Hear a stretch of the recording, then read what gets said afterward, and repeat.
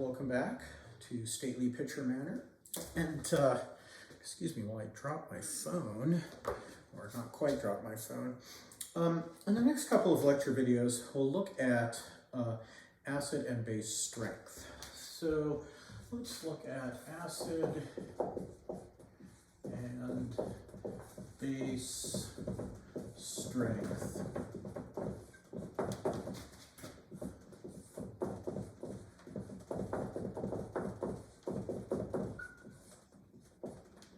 And we'll look at the quantitative picture of acid and base strength. So really, when you're getting down to it quantitatively, you're just going to look at pKa. So stronger acids have lower pKa values.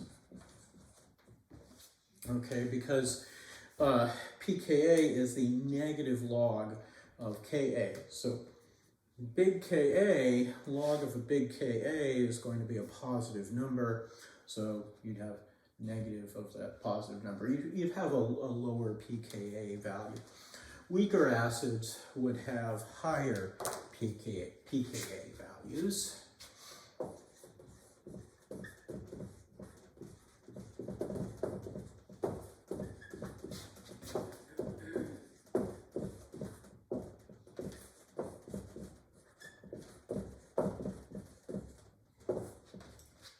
So let me just underline some things here. So, I could, for example, use this to figure out, for a given acid-base reaction, which side is favored, products or reactants.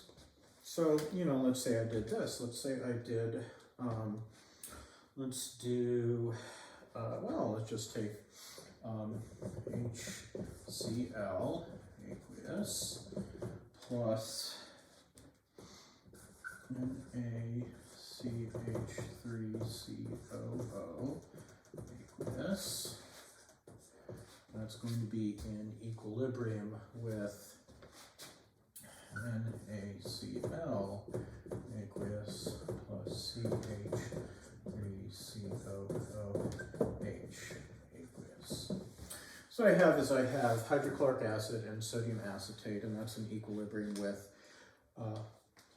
sodium chloride and acetic acid. Now, if I look at my pKa values here, well, the first thing I would need to do is figure out what my acid and base are.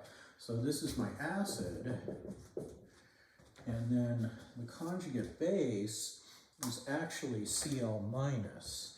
So maybe I'll write it like this. Na plus Cl minus. And this guy here is Na plus CH3COO minus. So this is my acid, and here's my conjugate base. Sodium just ends up being a spectator ion. And then this is my base, the acetate ion, and this is my conjugate acid. So what we want to do is compare the pKa values. So my pKa value for HCl is, my pKa here is somewhere around, oh gosh, what is it, negative, I don't remember off the top of my head. It's below 0. It's, somewhere like, I don't know, -3. And pKa for acetic acid is 4.7, I think it's 4.75, 4.76, something like that. So I can take a look and see that, okay, got a low pKa here, higher pKa. The side with the weaker acid is going to be favored in terms of equilibrium. So I'll just make a note of that.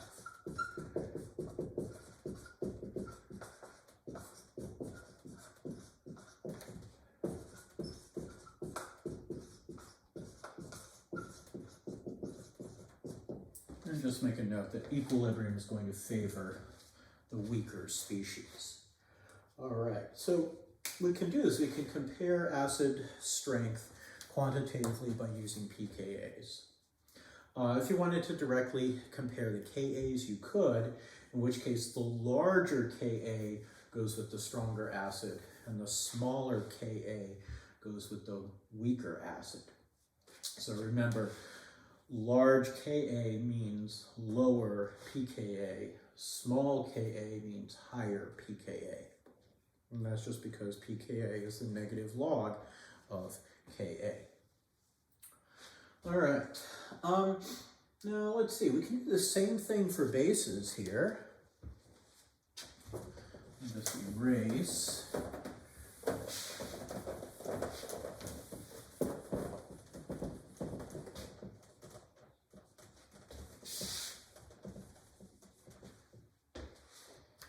So stronger bases have lower pKb values, and weaker bases have higher pKb values. Now that I've told you that, I'm going to tell you, don't bother. Don't bother trying to remember pKb values. And that's because, well, remember this. pKa plus pKb, and this is pKa of the acid, this is pKb of the conjugate base, equals 14, equals pKw. So if we look at the pKa of an acid and the pKb of its conjugate base, when we add those together, we'd always get 14. So this gives us our relationship then. So let me rewrite this.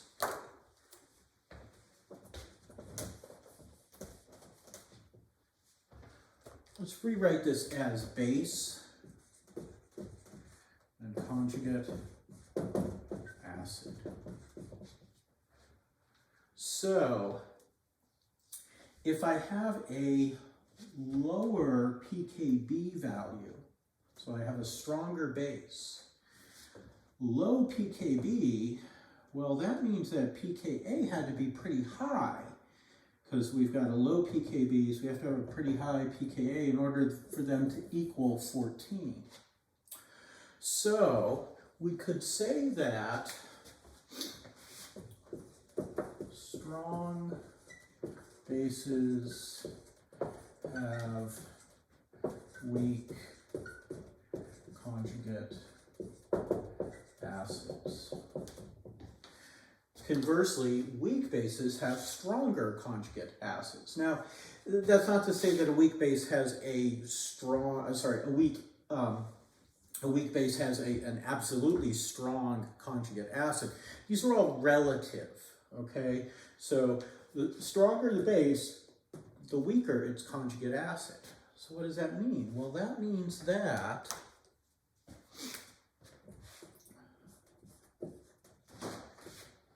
conjugate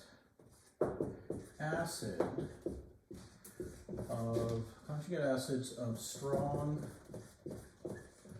bases have high pKa's. And conversely, conjugate acids of weak bases would have lower pKa's. So you can look at the pKa of the conjugate acid of the base that you're dealing with to figure out which is a stronger acid or base.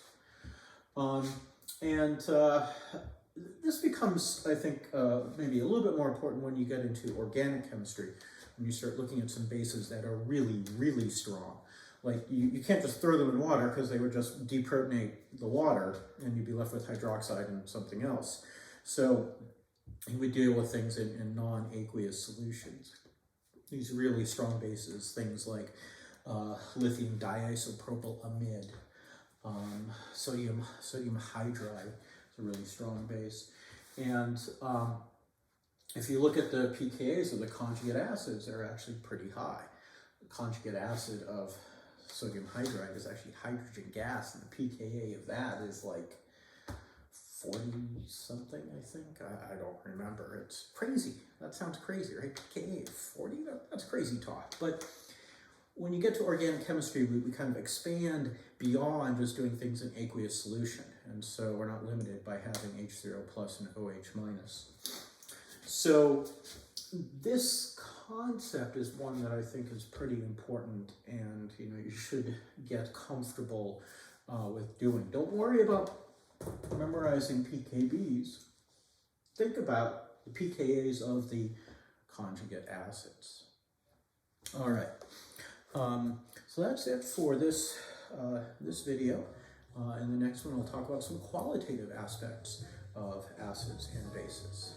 Until then, see you at the Gray House with the White Trim.